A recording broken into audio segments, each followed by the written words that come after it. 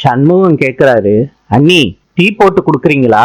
சரசு சொல்றாங்க, உனக்கு டீ போட்டு கொடுக்க என்ன யாரும் வேலைக்கு வைக்கல சொல்லிட்டு சரசு போயிடுறாங்க.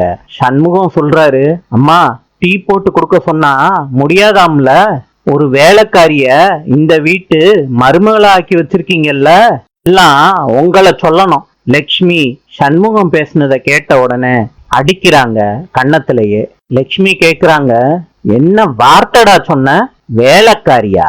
உன் நாக்க இழுத்து வச்சு அறுத்துருவேன் பாத்துக்கோ.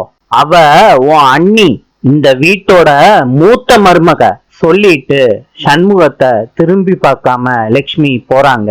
சரசுவோட கண்ணீரை துடைக்கிறாங்க. ரெண்டு பேரும் கட்டி பிடிச்சுக்கிறாங்க. சரசுக்கு லக்ஷ்மி ஆறுதல் சொல்றாங்க.